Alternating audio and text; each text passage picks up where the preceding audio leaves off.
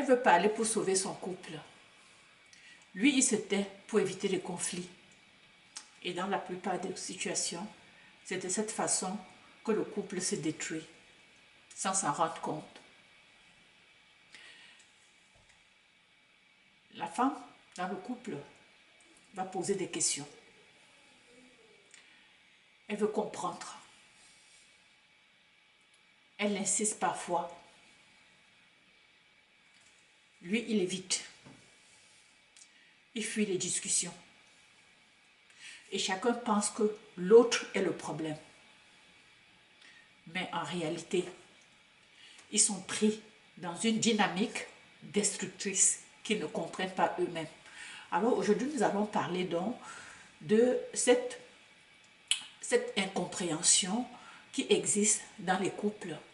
Parce que ce qui est important à la femme, ce n'est pas ce qui est important à l'homme.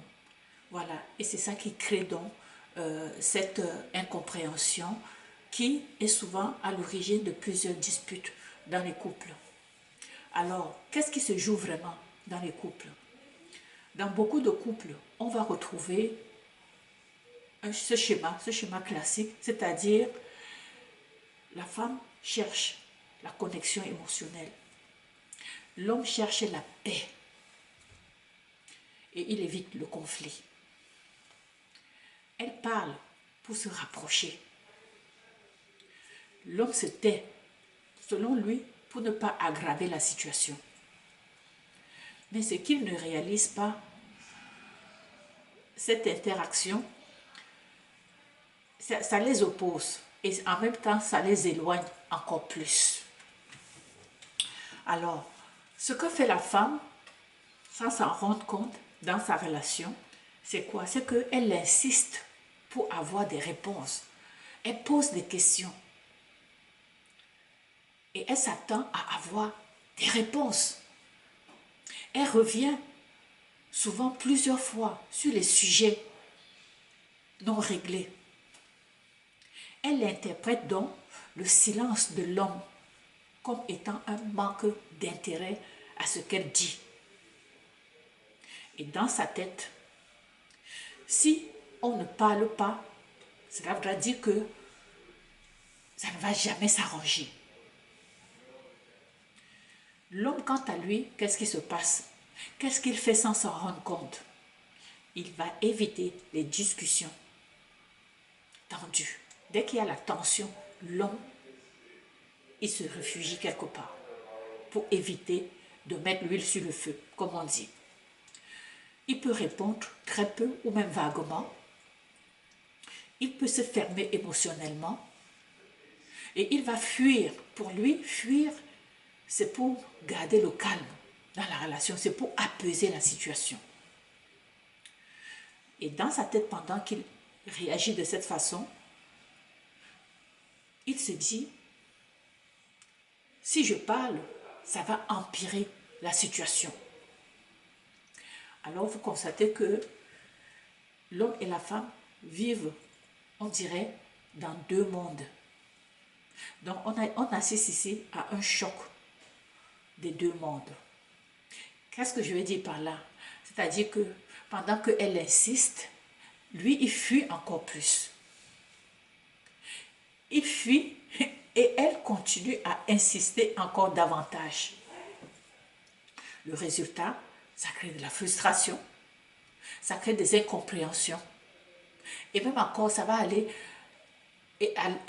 allonger la distance émotionnelle entre les deux partenaires. Donc, ils ne sont pas l'un contre l'autre, mais leurs réactions les opposent. Pourquoi c'est important de comprendre cette dynamique que je suis en train de vous expliquer? Parce que sans cette prise de conscience, la femme se sent rejetée. L'homme se sent attaqué. Les discussions deviennent des conflits. L'amour finit par s'épuiser. Ce n'est pas le problème d'amour lorsque ça se passe ainsi. C'est plutôt un problème de fonctionnement. Comment sortir donc de ce schéma?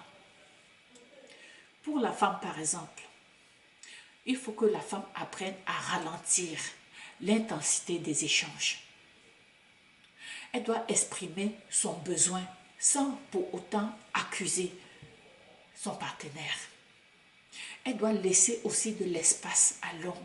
Quand il se réfugie, quand il se retire, respecter ses distances, ne serait-ce que quelque temps. Exemple, elle pourrait dire, j'ai besoin qu'on en parle, mais je veux aussi le faire dans le calme, avec toi. Pour l'homme, quant à lui, comprendre ce que le silence signifie. Faire un effort aussi pour s'exprimer. Même si on n'a pas envie. L'homme doit aussi apprendre à rassurer, même s'il n'y a pas toutes les réponses. Dire quelque chose pour calmer sa partenaire.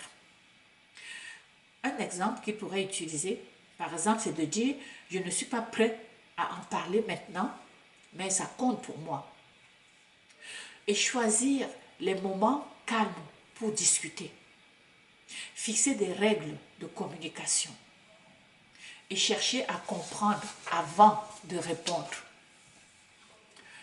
Alors sur le couple, l'impact de cette dynamique-là, l'impact de cette dynamique sur le couple, c'est quoi? Quand ce schéma change, quand les deux prennent conscience que leur situation, que la dynamique dans leur couple nuit à leur relation et ils travaillent sur eux pour pouvoir changer, vous allez voir, quand ça change vraiment, c'est incroyable comment ça peut transformer tant la femme que l'homme. La femme, elle se sent entendue, l'homme se sent respecté et les tensions vont diminuer naturellement et la connexion revient dans la relation. Le couple se sent plus stable et plus mature lorsque la dynamique est bien intégrée.